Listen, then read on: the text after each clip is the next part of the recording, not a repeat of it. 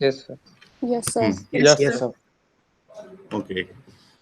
So in ER modeling, the ER modeling data perceives the real world as consist of basic objects called entities and relationship among those objects.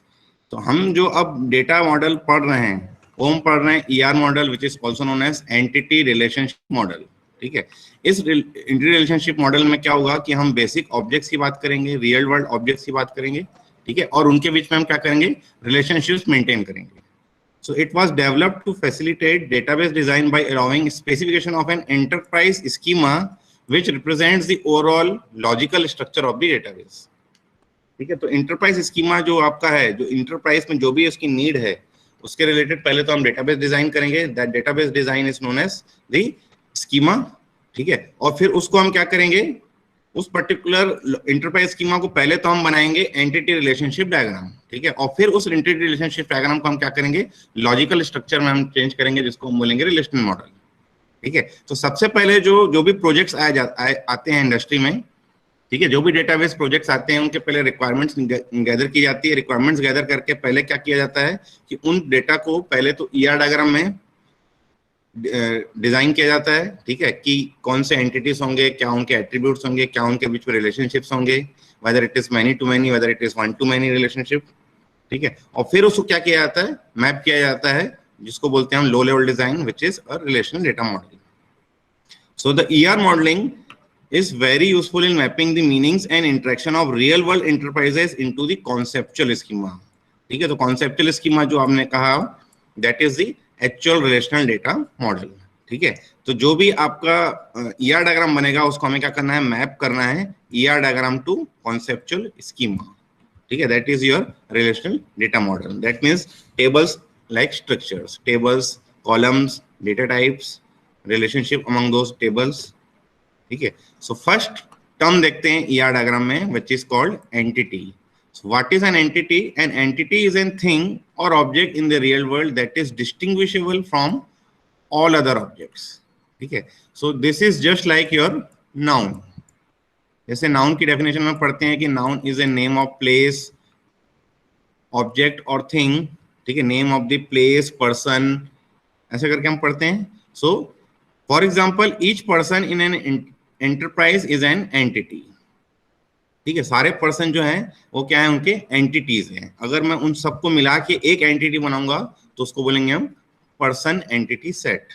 So an entity has a set of properties and the values for some of the properties may uniquely identify an entity. ठीक है, तो हर entity के पास कुछ ना कुछ क्या होंगी, properties होंगी। ठीक है, उन प्रॉपर्टीज में कुछ यूनिक प्रॉपर्टी हो गई जिससे मैं क्या करूंगा, उस पर्टिकुलर एंटिटी को क्या करूंगा, आइडेंटिफाई करूंगा। For example a person may have a person ID property whose value uniquely identifies that person। clear? For example your student ID or your student roll number or your university roll number, university roll number से मैं हर student को क्या कर सकता हूँ, identify कर सकता हूँ कि कौन सा स्टूडेंट है ये। ठीक है, तो उस पर्टिकुलर स्टूडेंट एंटिटी सेट के वो क्या हो जाएंगे, पर्टिकुलर एट्रीब्यूट हो जाएगा, ऐसा एट्रीब्यूट जिससे मैं उसको यूनिकली आइडेंटिफाई कर सकूं। क्लियर है? नेक्स्ट हम देखते हैं entity set. So an entity set is an set of entities of same type that share the same properties और एट्रीब्यूट्स। ठीक है, तो हो सकता है कि एक स्टूडेंट एंटिटी हो, एक प्रोफेसर आपके टीचर एंटिटी हो, एक कोर्स एंटिटी हो, एक बुक एंटिटी हो। ठीक है, तो वो सब क्या है कि सब एंटिटीज हैं जिसको मैं क्या करूं, एंटिटी डेफिनेशन मैंने पढ़ा था कि which is distinguishable from all other objects. तो टीचर एंटिटी अलग होगी और बुक एंटिटी अलग होगी, कोर्स एंटिटी अलग होगी। मैं उसको आइडेंटिफाई करने के लिए क्या करूंगा, उनके प्रॉपर्टीज को देखूंगा, उनके एट्रीब्यूट्स को देखूंगा। क्लियर है? अब सेट ऑफ सिमिलर एंटिटीज को हम बोलते हैं एंटिटी सेट। फॉर एग्जाम्पल सारे जो स्टूडेंट्स हैं वो सारे के सारे सेम प्रॉपर्टीज गैदर करेंगे, सबके पास यूनिवर्सिटी रोल नंबर होगा, सबके पास नेम होगा। ठीक है, सबके पास डेट ऑफ बर्थ होगा, सबके पास एक एड्रेस होगा। ठीक है, तो उन सारे स्टूडेंट्स को मिला के मैं क्या करूंगा, एक एंटिटी सेट बनाऊंगा। क्लियर है? सिमिलरली जो आपकी बुक्स हैं, ठीक है, हर बुक का अलग अलग क्या बोलते हैं, वैल्यू होगी, कोई एट्रीब्यूट की कोई ना कोई वैल्यू होगी कि ये पर्टिकुलर बुक का जो टाइटल है वो है डेटाबेस मैनेजमेंट सिस्टम, ये पर्टिकुलर बुक का टाइटल जो है वो ऑब्जेक्ट ओरिएंटेड प्रोग्रामिंग है, ये पर्टिकुलर बुक का जो टाइटल है वो मैथमेटिक्स है। ठीक है, तो बुक टाइटल से आइडेंटिफाई कर सकते हैं या फिर हम बुक के ISBN नंबर से आइडेंटिफाई कर सकते हैं। ठीक है, तो set of similar kind of books is known as book entity set. Clear है? यहाँ पे देखिए एग्जांपल लिखा है कि the set of all persons who are customers at a given bank can be defined as the entity set customer. तो अगर मैंने कस्टमर एंटिटी सेट बनाया है तो उसके अंदर सारे के सारे क्या होंगे, कस्टमर ही स्टोर करूंगा। ठीक है, अगर मैं एम्प्लॉय एंटिटी सेट बना रहा हूं तो उसके अंदर जितने भी पर्सन स्टोर होंगे वो क्या होंगे, सारे के सारे एम्प्लॉयज होंगे। तो एम्प्लॉय के लिए हो सकता है आपके पास एम्प्लॉय आईडी हो, ठीक है, और इसके पास हो सकता है कि आपकी कस्टमर आईडी हो जो आइडेंटिफाई करने के काम आए। ठीक है, बाकी अगर मैं इन दोनों को मिला के एक एंटिटी सेट टर्म कर सकता हूं जिसको हम बोलते हैं person entity. So every person is, every employee is also a person, every customer is also a person. Clear है? सो फॉर एग्जाम्पल जो हमारे पास पर्सन से रिलेटेड अगर हम बोलें तो प्रोफेसर है, स्टूडेंट है, या फिर हम इसको बोलते हैं टीचर है। ठीक है, तो ऐसे एंटिटी सेट्स होंगे जो आपके पर्सन्स होंगे। प्लेस में अगर हम बोलें तो स्टोर हो गया आपका, यूनिवर्सिटी हो गया आपका, कॉलेज हो गया, ये सब क्या होंगे, प्लेस होंगे। तो यूनिवर्सिटी अगर मैं एंटिटी सेट बना रहा हूं तो उसके अंदर मैं सारे यूनिवर्सिटीज के ही डेटा रखूंगा कि ये पर्टिकुलर यूनिवर्सिटी, ये सेकंड यूनिवर्सिटी, ये थर्ड यूनिवर्सिटी, ऐसा करके। ऑब्जेक्ट्स में अगर हम देखें तो कोई मशीन हो सकती है, कोई बिल्डिंग हो सकती है। इवेंट में हम देखें तो कोई सेल हो सकता है, कोई रजिस्ट्रेशन प्रोसेस हो सकता है। ठीक है, कॉन्सेप्ट में अगर जाएं तो account and course, these are the concept based entity sets. Clear है? तो कॉन्सेप्ट बेस्ड मतलब that doesn't have physical thing. ठीक है, अगर मैं कोर्स बोलता हूं तो कोई फिजिकली कोर्स नहीं है, लॉजिकली कोर्स है। क्लियर है? तो अब एंटिटी सेट को जब हम रिप्रेजेंट करते हैं किसमें, ER डायग्राम में, तो हमें यूज करना पड़ता है rectangles. So rectangles are used to denote our entity sets. To denote entity set, we use rectangles. So for example, student, course, person, customer, teacher, book, account, these are all entity sets. अब entity sets जो होते हैं उनके कुछ naming conventions हैं, ये standard conventions है जो हमें फॉलो करने चाहिए जो while designing our entity sets. ठीक है, तो entity set name should be a singular noun and in capital letters. मतलब एंटिटी सेट्स के जो नेम होंगे, जैसे यहां मैंने रखा है स्टूडेंट, मैं स्टूडेंट्स नहीं रखूंगा, कोर्सेस नहीं रखूंगा। मैं को एंटिटी सेट जो बनाना है वो बनाना है कोर्स, कोर्सेस करके कोई एंटिटी सेट नहीं होगा। Set of all similar courses can be defined as an course entity set. Clear है? And one course is an single entity of that particular course entity set. Clear है? तो ये जो होंगे वो सिंगुलर नाउन ही होने चाहिए, प्लूरल नाउन नहीं होना चाहिए। ठीक है, and in capital letters. Generally हम क्या करते हैं, इनको कैपिटल लेटर से ही डिनोट करते हैं। क्लियर है? अगर कैपिटल लेटर है मतलब that is an entity set. Second देखते हैं descriptive and specific to the organization. तो जिस ऑर्गेनाइजेशन के लिए आप क्या कर रहे हैं या डायग्राम बना रहे हैं उसके लिए स्पेसिफिक होना चाहिए, उसके लिए डिस्क्रिप्टिव होना चाहिए कि क्या क्या उसमें आएगा आपका। ठीक है, जो जो रिक्वायरमेंट आपकी उसमें गैदर कर रहे हैं उसका पूरा डिटेल डिस्क्रिप्शन उसमें परसीव होना चाहिए। ठीक है, it should B concise and name for the result of the event, not the activity और प्रोसेस ऑफ द इवेंट। ठीक है, तो जो एक्टिविटी और प्रोसेस होता है उसको हम जनरली डिफाइन करते हैं रिलेशनशिप में। तो रिजल्ट ऑफ द इवेंट को मैं क्या कर सकता हूं, एंटिटी सेट टर्म कर सकता हूं। क्लियर है? रिजल्ट ऑफ द इवेंट को हम क्या कर सकते हैं, एंटिटी सेट टर्म कर सकते हैं। एक्टिविटी और प्रोसेस को हम एंटिटी सेट टर्म नहीं करेंगे। Clear? Next term is the extension. So the individual entities that constitute a set are said to be the extension of the entity set. ठीक है, for example all the individual bank customers are the extension of the entity set customers. For example, all the individual students are the extension of the entity set student.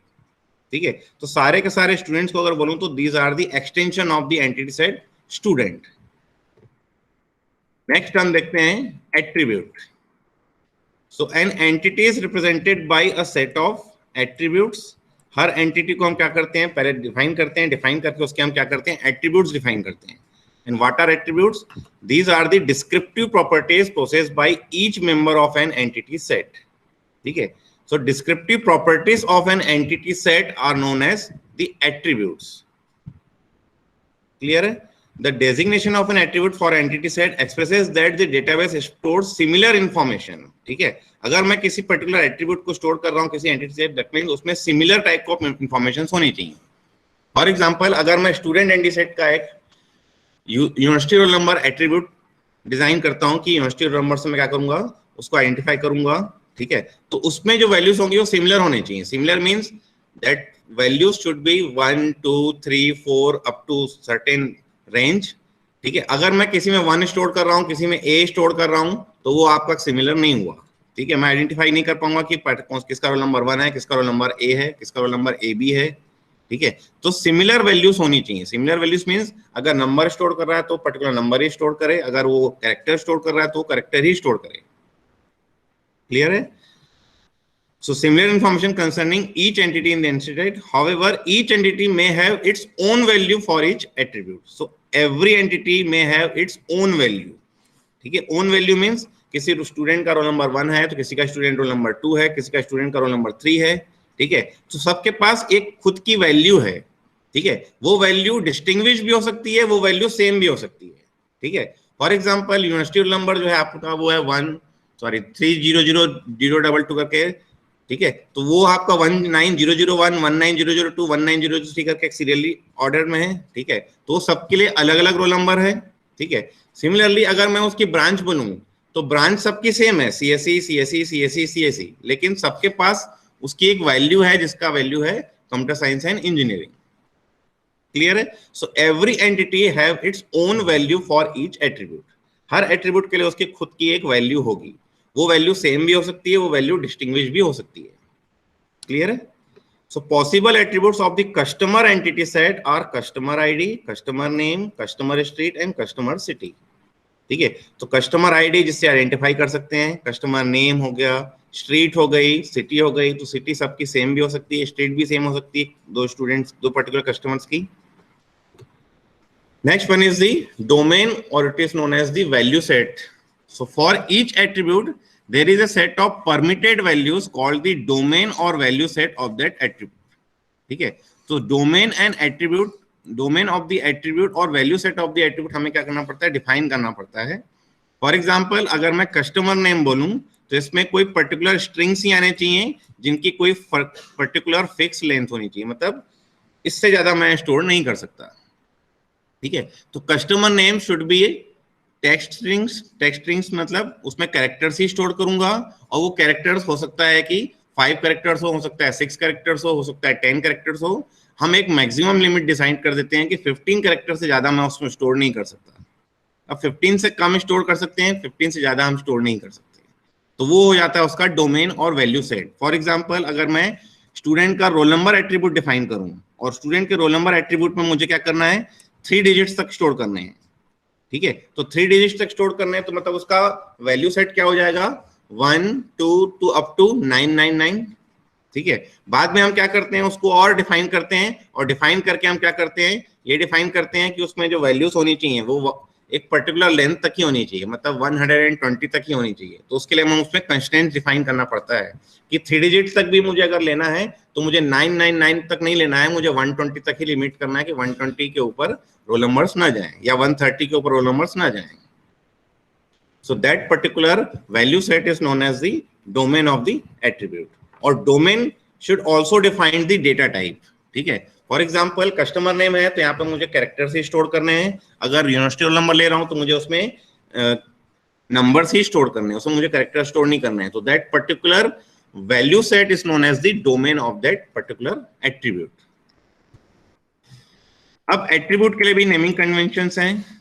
It should be a noun and capitalize the first letter of each word. ठीक है, for example student underscore ID. अगर मैं student का एक attribute define करूं तो student underscore ID, तो student underscore ID में फर्स्ट कैरेक्टर जो रहना चाहिए वो रहना चाहिए कैपिटल, और बाकी सारे कैपिटल सारे लेटर्स क्या होने चाहिए, स्मॉल. ठीक है, and it should be unique. It should be unique means every attribute has a unique name. अगर मैं दो पर्टिकुलर एट्रीब्यूट के नेम सेम रखूंगा तो मैं डेटाबेस में फिर एम्बिग्यूटी आएगी, ठीक है, एम्बिग्यूटी आएगी तो मैं उसमें रिजॉल्व नहीं कर सकता. So it should be unique, attribute name should be unique and should allow a standard format. Standard format means student underscore GPA, not GPA underscore of underscore student. ठीक है, तो एक वैल्यू पर्टिकुलर जो value हम store कर रहे हैं, sorry जो नेम स्टोर कर रहे हैं, उनका भी कोई ना कोई पर्टिकुलर फॉर्मेट होना चाहिए कि पर्टिकुलर स्टूडेंट एंटिटी का जीपीए स्टोर कर रहा हूँ. या तो आप डायरेक्टली जीपीए रखिए, लेकिन अब सिर्फ जीपीए रखने से हमें क्या होता है, कई बार समझ में नहीं आता है कि वो पर्टिकुलर जीपीए है क्या. तो हम रख रहे हैं स्टूडेंट अंडरस्कोर जीपीए. ठीक है.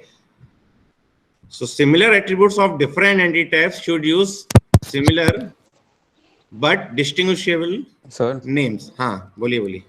सर लेकिन वो जीपीए ऑफ स्टूडेंट भी गलत नहीं होगा ना? नहीं गलत नहीं होगा, लेकिन स्टैंडर्ड फॉर्मेट डिफाइन किया है हमने.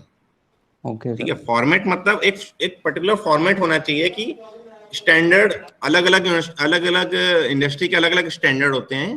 तो इस पर्टिकुलर एक पर्टिकुलर इंडस्ट्री ने अगर स्टूडेंट अंडरस्कोर जीपीए रखा है तो वो उसको वैसे ही मेंटेन करना है उसको. तो हर इंडस्ट्री के अलग अलग स्टैंडर्ड होते हैं. ठीक है, GPA underscore of underscore student भी हो सकता है, लेकिन इसमें क्या हो रहा है, आपका एट्रीब्यूट बहुत बड़ा हो जा रहा है. एट्रीब्यूट हमें कॉन्साइज रखना है, छोटा रखना है. क्लियर है. फॉर एग्जाम्पल अगर मुझे यूनिवर्सिटी रोल नंबर स्टोर करना है तो मैं URN करके लिख सकता हूँ, स्टूडेंट अंडरस्कोर URN. मुझे पूरा university underscore roll underscore number मुझे नहीं रखना है, इतना बड़ा बड़ा नहीं रखना है हमें. ठीक है, एक पर्टिकुलर स्टैंडर्ड फॉर्मेट होना चाहिए, तो वो फॉर्मेट आपको यूज करना है. क्लियर है. Yes sir. So last point पे अपन थे कि similar attributes of different entity types should use similar but distinguishable names. For example मेरे पास एक टीचर एंटिटी सेट है, ठीक है, मेरे पास एक स्टूडेंट एंटिटी सेट है. तो दो मेरे पास अलग अलग एंटिटी सेट्स हैं. मुझे इसमें भी नेम स्टोर करना है, इसमें भी नेम स्टोर करना है. यहाँ पे मुझे स्टूडेंट नेम स्टोर करना है, यहाँ पे मुझे टीचर नेम स्टोर करना है. तो मुझे क्या करना पड़ेगा कि अलग अलग नेम डिफाइन करने पड़ेंगे. अगर मैं यहाँ भी नेम डिफाइन कर दूंगा, यहाँ भी नेम डिफाइन कर दूंगा, तो उसमें आ जाएगी again ambiguity. So you have to use the different attribute names. For example teacher underscore name and here student underscore name. ठीक है, अब उसमें वैल्यू सेम हो सकती है, हो सकता है कि किसी टीचर का नाम दिनेश हो सकता है किसी स्टूडेंट का नाम दिनेश हो. तो वैल्यूज जो हैं वो जो डोमेन्स हैं और वैल्यू सेट जो हो सेम हो सकता है, बट उनके जो एट्रीब्यूट के नेम्स हैं वो डिस्टिंग्विश होने चाहिए. ठीक है, ऐसे नहीं कि आप एक ही यार डायग्राम में दो तीन एंटिटीज बना रहे हैं और उस दो तीन एंटिटीज में जो एट्रीब्यूट के नेम्स हैं वो सेम रख दे रहे हैं. ठीक है, कि यहाँ भी नेम स्टोर कर रहे हैं, यहाँ भी नेम स्टोर कर रहे हैं, तो ऐसा हमें नहीं करना है. ठीक है, हमें क्या करना है, हमें अलग अलग स्टोर करना है. क्लियर है. फॉर एग्जाम्पल यहाँ पे देखिए लिखा है faculty underscore resident underscore city underscore name and student underscore resident underscore city underscore name. तो ये दो पर्टिकुलर एग्जांपल्स दिखाए गए आपको. अब एट्रीब्यूट्स अगर हम डिफाइन करें, अगर हम स्टूडेंट एंटिटी सेट टर्म करते हैं which contain set of student entities, तो इसके लिए एट्रीब्यूट्स क्या क्या हो सकते हैं, roll number, student name, branch, semester, address, date of birth, age, phone number.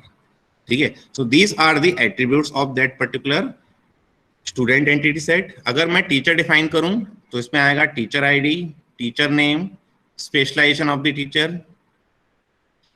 Next one is course entity set. So for every course we have course ID, course name, syllabus of that course, duration of the course and credits of that particular course.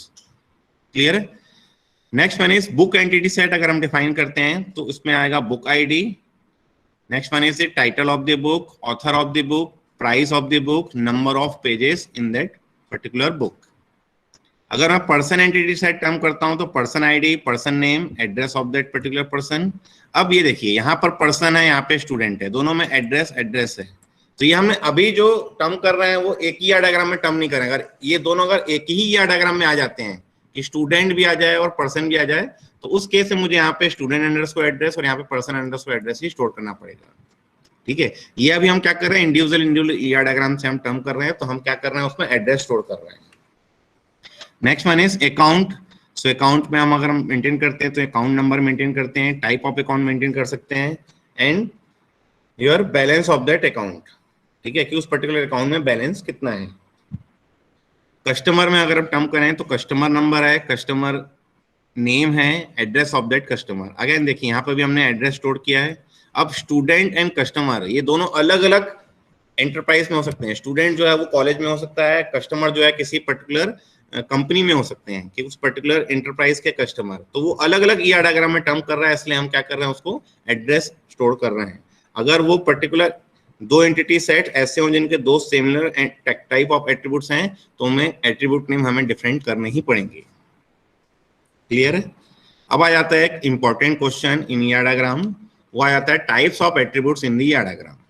ठीक है, तो अभी हमने attribute पढ़ा। Attribute are the distinguishable properties of an entity set. उस entity set के क्या क्या प्रॉपर्टीज हैं जिससे हम क्या कर रहे हैं, उनको आइडेंटिफाई कर रहे हैं।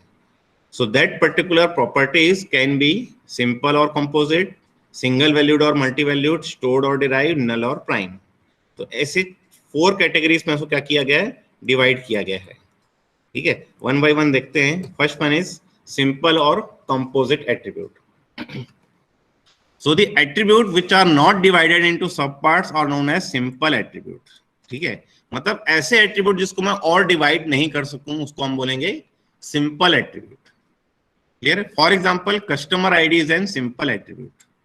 तो customer ID, for example your university roll number or for example your class roll number, that is an simple attribute. अगर किसी का रोल नंबर 1 है तो 1 ही है, उसको और डिवाइड नहीं कर सकता। किसी का रोल नंबर 2 है, किसी का रोल नंबर 10 है, किसी का रोल नंबर 100 है, तो मैं उसको और फर्दर सब डिवाइड नहीं कर सकता। और जिसको मैं फर्दर सब डिवाइड कर सकता हूं उसको हम बोलेंगे composite attribute. So the composite attribute can B divided into सब पार्ट्स। फॉर एग्जांपल अगर मैं नेम स्टोर करता हूं तो इसके 3 पार्ट हो सकते हैं, first name, middle name and last name. Clear है? तो हर स्टूडेंट के पास फर्स्ट नेम होगा, हर स्टूडेंट का लास्ट नेम होगा, और कुछ लोगों के पास मिडिल नेम भी होगा। फॉर एग्जांपल अगर मेरा नाम है दिनेश कुमार भावनानी, तो Dinesh is my first name, Kumar is my middle name and Bhavnani is my last name. लेकिन ऐसा भी हो सकता है कि ऐसे स्टूडेंट भी होंगे जिनका नेम होगा दिनेश भावनानी, तो कुमार उसमें नहीं है उसके पास। ठीक है, तो ऐसे नेम्स भी हमारे पास होंगे। तो इस पे कुछ आपके क्या हो जाएंगे, नेम्स, कुछ ऐसे एट्रीब्यूट्स होंगे जिनमें नेम वैल्यूज होंगी, किसमें वैल्यूज नहीं भी हो सकती हैं। ठीक है, उसको हम देखेंगे आगे नल एट्रीब्यूट में। So an attribute can be further subdivided is known as composite attribute. तो फॉर एग्जांपल एक तो हो गया नेम, एक हो गया आपका एड्रेस। ठीक है, तो एड्रेस में भी अगर मैं एड्रेस अगर स्टोर कर रहा हूं तो एड्रेस में मेरे पास क्या क्या हो सकते हैं, उस पर्टिकुलर एड्रेस में स्ट्रीट होगा, कोई सिटी होगा, कोई स्टेट होगा, कोई पिन कोड या जिप कोड होगा। ठीक है, कि वो पर्टिकुलर स्टूडेंट कौन से स्ट्रीट में रह रहा है, कौन से सिटी में रह रहा है, कौन से स्टेट में रह रहा है, और उस पर्टिकुलर सिटी का क्या पिन कोड या जिप कोड है। क्लियर है? So this is known as composite attribute. फिर आ जाते हैं सिंगल और multi valued attribute. So the attributes that have single value for particular entity is known as single valued attribute. ठीक है, दैट मीन्स किसी एंटिटी के पास उसकी एक ही वैल्यू अगर हम मेंटेन कर रहे हैं तो उस पर्टिकुलर एट्रीब्यूट को हम बोलेंगे सिंगल वैल्यूड एट्रीब्यूट, कि उस एंटिटी के पास एक ही वैल्यू है उस एट्रीब्यूट के। फॉर एग्जांपल अगर आपकी मैं ब्रांच एट्रीब्यूट को बोलूं, every student has a unique branch. कोई ऐसा स्टूडेंट तो नहीं है जिसके पास 2-2 ब्रांचेस हैं, कि वो सीएससी में भी पढ़ रहा है, वो आईटी में भी पढ़ रहा है, वो मैकेनिकल में भी पढ़ रहा है, ऐसा तो नहीं है। हमारे पास एक ही ब्रांच है, स्टूडेंट, हर स्टूडेंट को एक ही ब्रांच अलॉट की गई है। ठीक है, तो वो जो ब्रांच एट्रीब्यूट है वो क्या हो जाएगा, मेरा सिंगल वैल्यूड। अगेन अगर मैं सेमेस्टर बोलूं, so you are studying in 4th semester, so 4th is also an single value attribute. आपके पास एक ही सेमेस्टर है। ठीक है, आपकी वैल्यू जो है अभी उस सेमेस्टर वैल्यू में जो कॉलम है उस या उस पर्टिकुलर एट्रीब्यूट की वैल्यू जो क्या है, एक ही वैल्यू है। ठीक है, और अगर कोई एट्रीब्यूट ऐसे हों जिनमें मैं मल्टी वैल्यू स्टोर कर सकता हूं, कि उस पर्टिकुलर एट्रीब्यूट की मेरे पास क्या है, एक से ज्यादा वैल्यू है, तो उस एट्रीब्यूट को हम बोलेंगे multi valued attribute. For example attribute phone number is an multi valued attribute. ठीक है, so every student has 0, 1, 2 up to any number of phone numbers. ठीक है, हो सकता है किसी स्टूडेंट के पास एक भी फोन ना हो, किसी हो सकता है किसी स्टूडेंट के पास एक फोन हो सकता है कि स्टूडेंट के पास 2 फोन हो, मतलब 2 फोन नंबर्स हों, फोन एक ही हो, 2 फोन नंबर्स 2 हों। ठीक है, तो ऐसे एट्रीब्यूट्स को हम बोलेंगे मल्टी वैल्यूड एट्रीब्यूट, जिसमें एंटिटी के पास एक वैल्यू भी हो सकती है, 2 वैल्यूज भी हो सकती हैं, 3 वैल्यूज भी हो सकती हैं, 0 वैल्यूज भी हो सकती हैं। क्लियर है? उन एट्रीब्यूट्स को हम बोलेंगे मल्टी वैल्यूड एट्रीब्यूट्स। क्लियर है? नेक्स्ट देखते हैं स्टोर्ड और derive attributes. So stored means ऐसा एट्रीब्यूट जिनकी वैल्यू हम स्टोर करेंगे एज एन वैल्यू। ठीक है, सो normally attributes are stored attributes क्योंकि उनकी वैल्यूज हम स्टोर करते हैं as an value in the database, so that attribute is known as stored attribute. ठीक है, फॉर एग्जांपल नेम जो है वो स्टोर्ड एट्रीब्यूट है, इसकी वैल्यू हम स्टोर करते हैं। Address is also an stored attribute, date of birth is also an stored attribute. ठीक है, और ऐसे एट्रीब्यूट जिनकी वैल्यू मैं डिराइव कर सकता हूं किसी दूसरे एट्रीब्यूट से, उसको हम बोलेंगे डिराइव्ड एट्रीब्यूट्स। ठीक है, so derived attributes whose values can be derived from other attributes is known as derived attribute। For example अगर मेरे पास डेट ऑफ बर्थ पहले से है तो मुझे एज निकालने में कोई तकलीफ नहीं होगी, मैं क्वेरी से निकाल सकता हूं कि उस पर्टिकुलर स्टूडेंट की एज क्या है। ठीक है, तो एज को अगर मैंने स्टोर कर दिया कि डायरेक्टली एक एट्रीब्यूट बना के एज को स्टोर कर दिया और मैं उसमें वैल्यूज मांग रहा हूं कि व्हाट इज योर एज, तो अभी आपने अगर कहा कि माई एज इज 17, तो एक साल बाद 18 हो जाएगा। ठीक है, अगले साल वो 20 हो जाएगा, सॉरी 19 हो जाएगा। ठीक है, तो एज की जो वैल्यू है वो क्या हो रही है, टाइम वेरिएंट डेटा है, वो हमेशा चेंज होते रहेगी। ठीक है, so that particular attribute can be derive from other attribute. अगर मैं डेट ऑफ बर्थ स्टोर कर दूं तो मुझे पूछने की जरूरत ही नहीं है, मैं क्वेरी से क्या कर सकता हूं, अभी का डेट और डेट ऑफ बर्थ को माइनस करके मैं उसकी एज निकाल सकता हूं। So that particular attribute is known as derived attribute. For example अगर मेरे पास आप लोगों के सिटी मार्क्स हैं, ठीक है, कि आपने पहले सब्जेक्ट में इतना पाया है, सेकंड सब्जेक्ट में इतना पाया, थर्ड सब्जेक्ट में इतना पाया, फोर्थ सब्जेक्ट में इतना आया, फिफ्थ सब्जेक्ट में इतना पाया है। ठीक है, तो वो पर्टिकुलर वैल्यूज को मुझे स्टोर करना पड़ेगा। You have scored 15 DBMS, 16 mathematics, 45 in let's suppose CSA. ठीक है, तो ऐसे करके मैंने क्या किया, सारे सब्जेक्ट के मार्क्स मैंने मंगवा लिए, तो that particular marks attributes is an stored attribute. लेकिन अगर आप लोगों का परसेंटेज निकालना है तो परसेंटेज में आसानी से निकाल सकता हूं, सबको मैंने ऐड किया, डिवाइड बाय 5 किया तो आपका परसेंटेज निकल गया।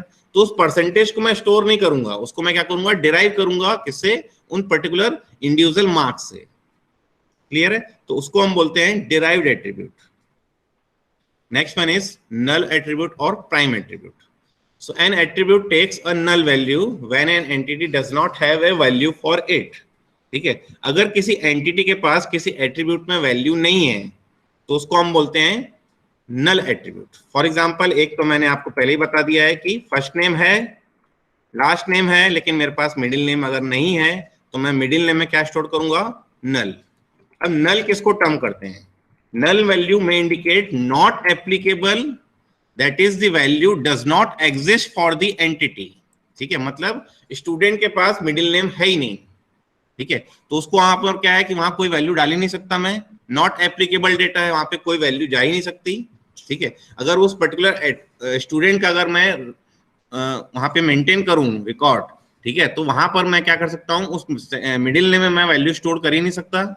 ठीक है, तो दैट पर्टिकुलर वैल्यू को अगर मैं स्टोर नहीं कर रहा हूं तो मैं वहां स्टोर करूंगा नल वैल्यू। तो that particular null value is known as not applicable data.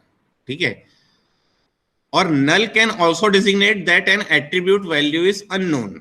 ठीक है, फॉर एग्जाम्पल अगर किसी एम्प्लॉय की मुझे सैलरी स्टोर करनी है, अगर मुझे वो सैलरी पता है तो मैं स्टोर कर सकता हूं। ठीक है, अगर सैलरी नहीं पता है तो मुझे यहाँ पे, अगर मैंने वहां पे सैलरी नहीं पता और मैंने वहां पे 0 स्टोर कर दिया, ठीक है, तो 0 स्टोर करने से क्या होगा कि उस एम्प्लॉय को वहां पर क्या है, सैलरी 0 मिल रही है, ऐसा वो क्या हो जाएगा, इंडिकेट हो जाएगा। ठीक है, तो ऐसी इंफॉर्मेशन इंडिकेट हमें नहीं करनी है, हमें क्या करना है, हमें वैल्यू पता नहीं है, वहां भी हमें क्या स्टोर करना है, हमें वहां पे भी स्टोर करना है नल वैल्यूज, कि वहां पे मेरे पास वैल्यूज अभी मिसिंग है या मुझे अभी पता नहीं है, तो मैं क्या कर रहा हूँ, वहां पर अभी नल स्टोर कर रहा हूँ। जब मुझे वो पता चल जाएगी मैं वहां पे क्या करूंगा, वैल्यू स्टोर कर दूंगा। क्लियर है, फॉर एग्जाम्पल अगर मुझे किसी स्टूडेंट्स के मार्क्स नहीं पता है या किसी स्टूडेंट का अटेंडेंस नहीं पता है तो वहां पे क्या करूंगा, नल स्टोर करूंगा। और जब मुझे पता चल जाएगा कि इस स्टूडेंट का इतना पर्टिकुलर अटेंडेंस है तो वहां पे मैं क्या करूंगा, उसको अपडेट कर दूंगा कि ये पर्टिकुलर स्टूडेंट का इतना अटेंडेंस है। क्लियर है, so that attribute is known as null attribute. ठीक है, ऐसे एट्रीब्यूट जो नल वैल्यू स्टोर कर सकते हैं, उस एट्रीब्यूट को हम बोलेंगे null attribute. And an attribute whose values are used to identify an entity within an entity set is known as prime attribute. ठीक है, तो प्राइम एट्रीब्यूट मतलब जिसकी वैल्यू से मैं यूनिकली आइडेंटिफाई कर सकूं सारे एंटिटी को with in an entity set. For example, अगर मेरे पास यूनिवर्सिटी रोल नंबर है सारे स्टूडेंट्स का, तो मैं उससे किसी एक स्टूडेंट को आइडेंटिफाई कर सकता हूँ with in student entity set. ये स्टूडेंट एंटिटी सेट में जितने भी स्टूडेंट्स हैं मेरे पास 120 to 150 जितने भी स्टूडेंट्स हैं, उनको मैं आइडेंटिफाई करना है मुझे यूनिकली. यूनिकली मतलब अगर मैं किसी स्टूडेंट का रोल यूनिवर्सिटी नंबर बोलता हूं तो वो एक ही स्टूडेंट मिलना चाहिए मुझे, एक से ज्यादा स्टूडेंट नहीं मिलने चाहिए. So that attribute is known as prime attribute. And prime attribute doesn't contain null value, क्योंकि अगर मैंने उसमें ही नल डाल दिया तो मतलब ये है कि मुझे उसी की वैल्यू नहीं पता है, तो मैं उसको आइडेंटिफाई कर ही नहीं सकता. क्लियर है? So prime attribute means with whose attribute doesn't contain null values and whose values doesn't contain duplicate values. क्योंकि अगर डुप्लीकेट भी स्टोर हो गया तो भी मैं उसको यूनिकली आइडेंटिफाई नहीं कर सकता. क्लियर है? So these are the symbols for attributes. So simple attribute के लिए हम यूज करते हैं सिंगल एलिप्स, मल्टी वैल्यूड के लिए यूज करते हैं डबल एलिप्स कि यहाँ पर एक से ज्यादा वैल्यू है. कंपोजिट एट्रीब्यूट के लिए हम स्टोर करते हैं, पहले तो हम स्टोर करेंगे कंपोजिट एट्रीब्यूट, फिर उसके हम सिंपल कंपोनेंट स्टोर करेंगे फिर से एलिप्स में. ठीक है, तो फॉर एग्जांपल मैं यहाँ पे स्टोर करता हूँ एड्रेस, और यहाँ पे स्टोर कर सकता हूँ उसका स्ट्रीट, यहाँ पे स्टोर करता हूँ सिटी, और यहाँ पे स्टोर कर सकता हूँ उसका पिन कोड या जिप कोड जो भी. तो पहले तो हम स्टोर करेंगे कंपोजिट एट्रीब्यूट का नेम, और उसके बाद उसके सिंपल कंपोनेंट्स, उसके कितने फर्दर और सब डिवाइड कर सकते हैं उसको हम स्टोर करेंगे. एंड डिराइव्ड एट्रीब्यूट को हम स्टोर करते हैं डैश्ड ओल से. ठीक है, डैश्ड इलिप्स से हम क्या करते हैं, डिराइव्ड एट्रीब्यूट को मेंटेन करते हैं कि इनकी वैल्यू जो है वो क्या होगी, किसी और एट्रीब्यूट से मैं क्या कर रहा हूं, डिराइव कर रहा हूं. क्लियर है? तो सिंपल एंड सिंगल वैल्यूड के लिए सिंगल इलिप्स, ठीक है, मल्टी वैल्यूड के लिए मल्टीपल इलिप्स, कंपोजिट एट्रीब्यूट के लिए पहले तो कंपोजिट एट्रीब्यूट, फिर उसके बाद उसके लिए फिर से सिंपल कंपोनेंट्स के फिर से ले आपके इलिप्स. और अगर कंपोजिट एट्रीब्यूट भी अगर मल्टी वैल्यूड हो जाता है तो यहाँ पे भी हमें क्या स्टोर करना पड़ेगा, डबल इलिप्स. क्लियर है? और यार डबल ओवल. क्लियर है? सो इलिप्सिस और ovals are used to designate our attributes in the ER diagram. अब फॉर एग्जांपल देखते हैं, we have student entity sets. ठीक है, तो स्टूडेंट एंटिटी सेट्स के लिए हमारे पास जो एट्रीब्यूट्स हैं वो क्या क्या है. पहले तो है तो रोल नंबर, ठीक है, या हम बोल सकते हैं यूनिवर्सिटी रोल नंबर. ठीक है, तो roll number is our prime attribute, जिसमें मैं क्या कर सकता हूँ, हर स्टूडेंट को आइडेंटिफाई कर सकता हूँ कि ये पर्टिकुलर कौन सा स्टूडेंट है, ये कौन सा स्टूडेंट है और ये कौन सा स्टूडेंट है. तो ये प्राइम एट्रीब्यूट को हम डिनोट करते हैं हम किससे, अंडरलाइन से. जिसको मैंने अंडरलाइन कर दिया that means that attribute is an prime attribute. So this is our prime attribute, और एक ही प्राइम एट्रीब्यूट हम जनरली मेंटेन करते हैं. क्लियर है? और अगर प्राइम एट्रीब्यूट में एक से ज्यादा पार्ट हो, मतलब एक से ज्यादा एट्रीब्यूट से हम कॉम्बिनेशन से हम निकालते हैं, तो उसको हम बोलते हैं कंपोजिट प्राइम एट्रीब्यूट. ठीक है, कंपोजिट प्राइम एट्रीब्यूट में फॉर एग्जांपल अगर मैं यूनिवर्सिटी रोल नंबर के साथ अगर मैं नेम लेता हूं तो दोनों को मुझे क्या करना पड़ेगा, अंडरलाइन करना पड़ेगा. क्लियर है? तो उस केस में हम बोलते हैं कंपोजिट प्राइम एट्रीब्यूट. तो जिसको भी मैंने क्या किया है, मैंने जिसको भी अंडरलाइन किया है that particular attribute is an prime attribute. Clear है? फिर हम सेकंड देखते हैं, ये हो गया हमारा composite attribute. Student name, student name is my composite attribute. The simple components is first name, middle name and last name. फिर semester, single and single valued attribute, एक ही वैल्यू स्टोर कर रहा है, और सिंपल एट्रीब्यूट है, मैं उसको और फर्दर सब डिवाइड नहीं कर सकता. Next one is the branch. Branch is my simple and single valued attribute, एक ही वैल्यू स्टोर कर सकते हैं, उसको और फर्दर सब डिवाइड नहीं कर सकता मैं. ठीक है. Next one is address. So address is my composite attribute, जिसके सिंपल कंपोनेंट्स जो है वो street, city and pin code. Next one is the date of birth. Again date of birth is an single valued, एक ही date of birth होती है सबके पास, और single valued and simple attribute रखा है हमने. लेकिन सिंपल की जगह हम उसको कंपोजिट भी रख सकते हैं, जिसमें अगर मैं कंपोजिट मेंटेन करता हूं तो उसका डेट ऑफ बर्थ में 3 कंपोनेंट होते हैं, एक होता है डे, एक होता है मंथ, एक होता है आपका ईयर. तो वो 3 को मैं और जब फर्दर सब डिवाइड कर सकता हूँ, लेकिन मैं चाहूँ कि अगर मैं एक ही वैल्यू स्टोर करूँ तो मैं डेट ऑफ बर्थ को सिंपल एट्रीब्यूट अगर मेंटेन करना है तो मुझे सिंगल एलिप्स यूज करना पड़ेगा। अब अगर मैंने डेट ऑफ बर्थ स्टोर कर रखा है, so age can be derive from date of birth, ठीक है। तो इस डेट ऑफ बर्थ से मैं क्या कर सकता हूँ, उस पर्टिकुलर स्टूडेंट की एज फाइंड कर सकता हूँ। सो this is my derived attribute. And last one is the phone number. So phone underscore number is my multi-valued attribute. Every student has one to any number of phone numbers. Again, अगर मुझे degree maintain करनी है कि एक student के पास कितनी degree है, तो degree can also be an multi valued attribute of the student. क्यों? क्योंकि उसके पास हो सकता है कि एक डिग्री पहले से हो और वो दूसरी डिग्री कर रहा हो, ठीक है। फॉर एग्जाम्पल, आप में से कुछ लोगों के पास डिप्लोमा की डिग्री है पहले से, ठीक है। अगर कोई स्टूडेंट पोस्ट ग्रेजुएट स्टूडेंट है तो उसके पास हो सकता है एक से ज्यादा बैचलर की डिग्री हो सकता है उसके पास डिप्लोमा भी हो सकता है उसके पास बीटेक भी हो और वो एमटेक का स्टूडेंट हो, ठीक है। So degree is also an multi valued attribute. Clear है? So this is all about your ER diagram, entity sets and attributes. तो इसमें जो इंपॉर्टेंट क्वेश्चंस आते हैं वो आते हैं, what are the types of attributes used in ER model, ठीक है। अगली क्लास में हम देखेंगे रिलेशनशिप, और उसके बाद रिलेशनशिप में हम बहुत सारे टर्म्स देखेंगे, कार्डिनलिटी रेशियो देखेंगे, डिग्री ऑफ द रिलेशनशिप देखेंगे, ठीक है, मैपिंग कार्डिनलिटीज देखेंगे, और उसके आपके वन टू मैनी सब हम देखेंगे। अभी तक में कोई डाउट है किसी को तो वो पूछ सकते हैं। Any doubt? सर हम्म सर आपने एक्सटेंशन पढ़ाया था वो समझ नहीं आया था, after entity set naming convention. Yes sir. ये ना, yes sir. the individual entities that constitute a set are said to be the extension of the entity set, ठीक है। For example, you are an extension of student entity set.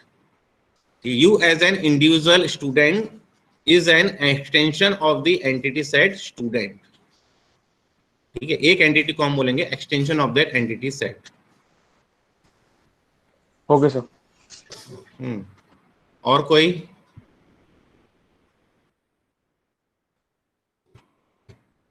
और कोई doubt? कोई doubt नहीं है?